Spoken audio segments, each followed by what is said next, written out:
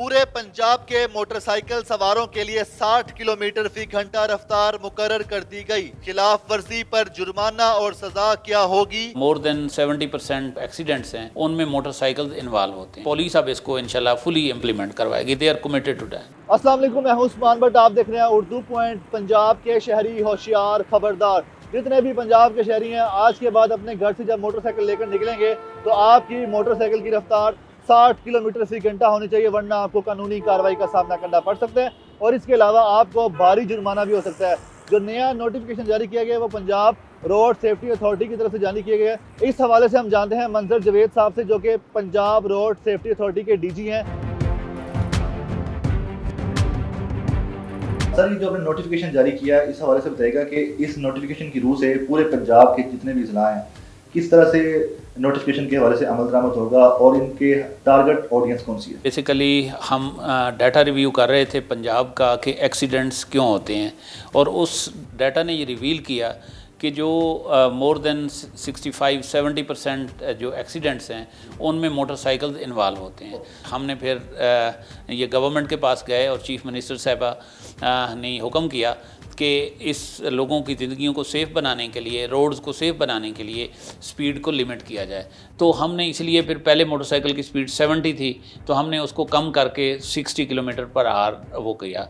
और अब इसकी जहाँ तक इम्प्लीमेंटेशन का ताल्लुक है तो वो जो ट्रैफिक पुलिस है वो इसको इम्प्लीमेंट करवाएगी। और एडिशनल आईजी साहब से हमने रिक्वेस्ट की है कि पूरे पंजाब के अंदर इसको फौरी तौर पे इम्प्लीमेंट करवाया जाए। तमाम मोटरसाइकिल्स के लिए होगा, इरिस्पेक्टिव के वो 1 to 5 हैं या 70 हैं या हैवी बाइक्स हैं।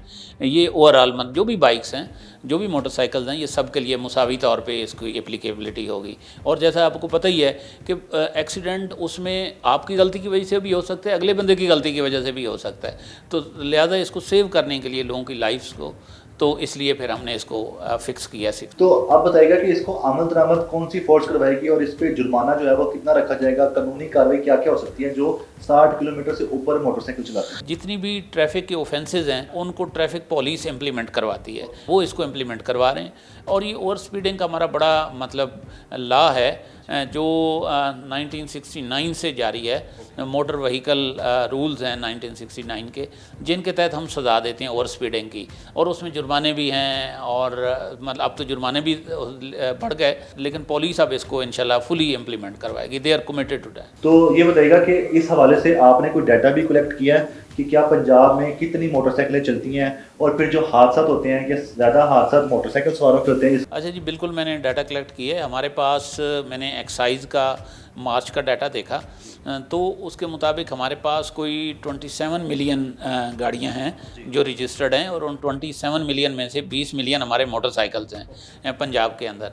और दूसरा 1122 के साथ हमने डाटा शेयर किया, उन्होंने हमारे साथ डाटा शेयर किया है। तो पिछले 20 साल का डाटा है जो ये इंडिकेट करता है कि मोर देन 65% जो एक्सीडेंट्स हैं उनमें मोटरसाइकिल्स इन्वॉल्व हैं। और दूसरी, आप हैरान होंगे कि डेली जो हमारे यहाँ पंजाब के अंदर एक्सीडेंट्स की वजह से डेथ हो रही है, ये 1122 का डाटा है, वो तकरीबन 11 है एवरेज जो डेथ है। बाइक्स वालों के लिए स्पेशल एक अलग सेपरेट लाइन भी बन चुकी है, ये बन रही है, काफ़ी हद तक काम हो चुका है।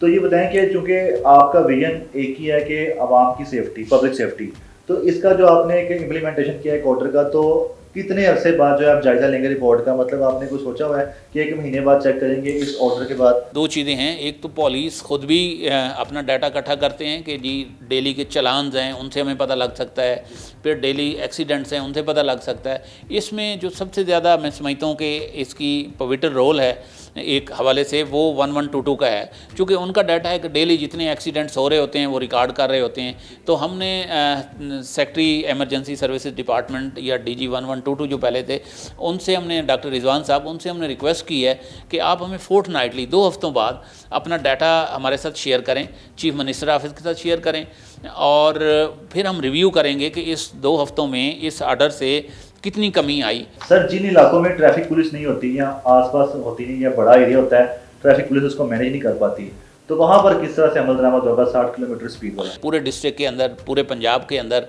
डिफरेंट जगहों पे हमारी पुलिस की प्रेजेंस होती है। अगर ट्रैफिक पुलिस नहीं भी तो हमारी रेगुलर पुलिस जो है उनकी है डेफिनेटली। फिर हमारी हाईवे पुलिस है, वो सारे लोग हैं। तो डेफिनेटली ये जहाँ भी स्पीड की कोई वायलेशन होगी तो सब इम्प्लीमेंट करवाएं। तो मतलब जीटी रोड पे भी ये डेफिनेटली जहाँ भी बाइक चलेंगी तो अब ये ऑर्डर तो पूरे पंजाब के लिए है, हर शहर के लिए, हर रोड के लिए है। कुछ ऐसे एरियाज हैं जो कि मतलब ओपन एरियाज होते हैं जहाँ पे खासतौर रात के वक्त खतरा होता है कि यहाँ पे जो है स्लो नहीं चला सकते, तो वहाँ पे उनको अलाउ होगा तेज चलाना? ये तो डेफिनेटली अलाउ नहीं होगा। पब्लिक ने इसको थोड़ा अच्छा नहीं समझा, कुछ ऐसे सोशल मीडिया पे कमेंट्स भी आए हैं, लेकिन डिपार्टमेंट में इस हवाले से क्या बात हुई है? जो डिपार्टमेंट के हैं इस फैसले पे सब मुतफिक हैं? डेफिनेटली इस पे सारे मुतफिक हैं और डिफरेंट मीडिया वाले मेरे पास आ रहे थे और उनकी तरफ से मतलब मेजॉरिटी जो ओपिनियन आ रही है सोशल मीडिया से भी और अपने मीडिया के दोस्तों से भी और कॉमन पब्लिक से भी, वो डेफिनेटली इसको सपोर्ट कर रहे हैं। सोशल मीडिया पर ही मैंने सवाल देखा है, वो कह रहे थे जितने भी देखने वाले नाज़रीन हैं इनमें से अक्सर लोगों ने कमेंट किए हैं कि ये जो कानून बना है जिस पे अमल दरामद अब होगा चला, तो ये सिर्फ मोटर बाइक्स के लिए क्यों है, गाड़ियों के लिए क्यों नहीं है? अच्छा, वो सिर्फ हमने एक स्टेज वाइज किया। जैसे मैंने आपसे पहले अर्ज़ की, जितने भी एक्सीडेंट्स हैं उनमें मोर देन 65% वो बाइक्स ही इन्वॉल्व हैं। तो इसलिए अगर बाइक्स की स्पीड ही कम हो जाए तो डेफिनेटली हमारे, आप उससे अंदाज़ा लगा सकते हैं हमारा उसका इम्पैक्ट कितना आएगा।